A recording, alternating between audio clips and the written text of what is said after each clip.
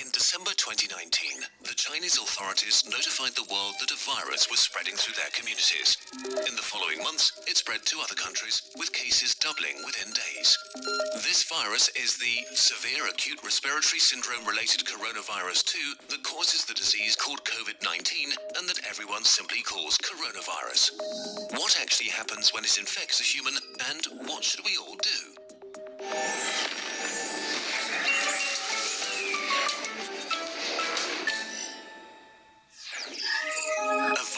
Is really just a hull around genetic material and a few proteins, arguably not even a living thing. It can only make more of itself by entering a living cell. Corona may spread via surfaces, but it's still uncertain how long it can survive on them. Its main way of spreading seems to be droplet infection, when people cough, or if you touch someone who's ill and then your face, say rubbing your eyes or nose. The virus starts its journey here and then hitches a ride as a stowaway deeper into the body. Its destinations are the intestines, the spleen or the lungs, where it can have the most dramatic effect.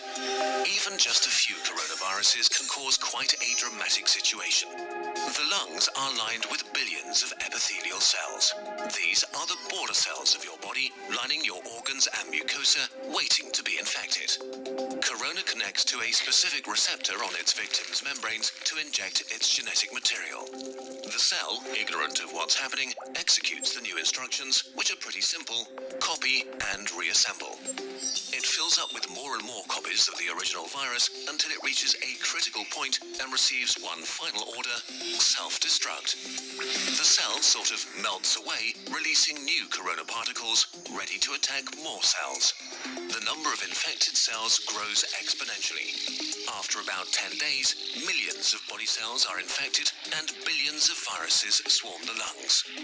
The virus has not caused too much damage yet, but Corona is now going to release a real beast on you, your own immune system. The immune system, while there to protect you, can actually be pretty dangerous to yourself and needs tight regulation. And as immune cells pour into the lungs to fight the virus, Corona infects some of them and creates confusion. Cells have neither ears nor eyes. They communicate mostly via tiny information proteins called cytokines. Nearly every important immune reaction is controlled by them. Corona causes infected immune cells to overreact and yell bloody murder. In a sense, it puts the immune system into a fighting frenzy and sends way more soldiers than it should, wasting its resources and causing damage. Two kinds of cells in particular wreak havoc. First, neutrophils, which are great at killing stuff, including ourselves. As they arrive in their thousands, they start pumping out enzymes that destroy as many friends as enemies. The other important type of cells that go into a frenzy are killer T cells, which usually order infected cells to commit controlled suicide. Confused as they are, they start ordering healthy cells to kill themselves too. The more and more immune cells arrive, the more damage they do, and the more healthy lung tissue they kill. This might get so bad that it can cause permanent, irreversible damage that leads to lifelong disabilities. In most cases, the immune system slowly regains control. It kills the infected cells, intercepts the viruses trying to infect new ones, and cleans up the battlefield. Recovery begins. The majority of people infected by corona will get through it with relatively mild symptoms. But many cases become severe or even critical. We don't know the percentage because not all cases have been identified, but it's safe to say that there is a lot more than with the flu. In more severe cases, millions of epithelial cells have died, and with them, the lung's protective lining is gone. That means that the alveoli, tiny air sacs via which breathing occurs, can be infected by bacteria that aren't usually a big problem. Patients get pneumonia, respiration becomes hard or even fails, and patients need ventilators to survive. The immune system has fought at full capacity for weeks and made millions of antiviral weapons. And as thousands of bacteria rapidly multiply, it is overwhelmed. They enter the blood and overrun the body. If this happens, death is very likely. The coronavirus is often compared to the flu, but actually, it's much more dangerous. While the exact death rate is hard to pin down during an ongoing pandemic, we know for sure that it's much more contagious and spreads faster than the flu. There are two futures for a pandemic like corona: fast and slow. Which future we will see depends on how we all react to it in the early days of the outbreak. A fast pandemic will be horrible and cost many lives. A slow pandemic will not be remembered by the history books. The worst-case scenario for a fast pandemic begins with a very rapid rate of infection because there are no countermeasures in place to slow it down. Why is this so bad? In a fast pandemic, many people get sick at the same time. If the numbers get too large, healthcare systems become unable to handle it.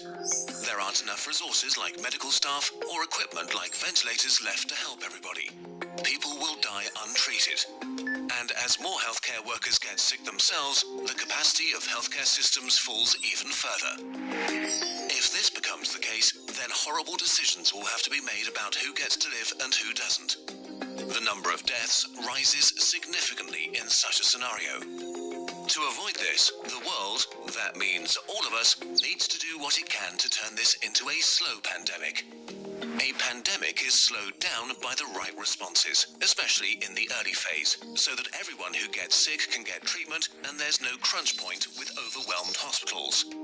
Since we don't have a vaccine for corona, we have to socially engineer our behavior to act like a social vaccine.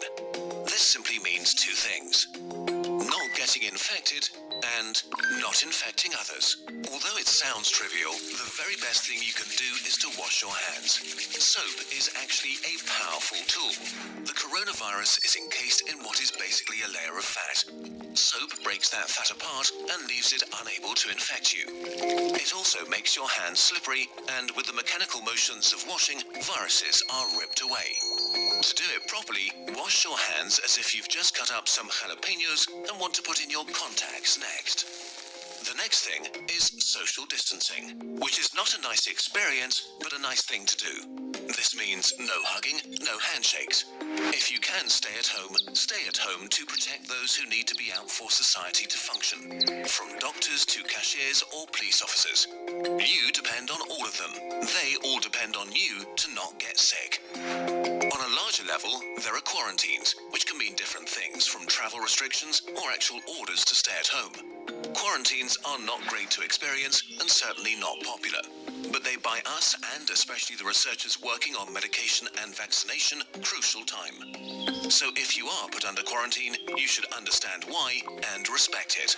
None of this is fun, but looking at the big picture, it is a really small price to pay. The question of how pandemics end depends on how they start. If they start fast with a steep slope, they end badly. If they start slow with a not-so-steep slope, they end okayish. And in this day and age, it really is in all of our hands, literally and figuratively. A huge thanks to the experts who helped us on short notice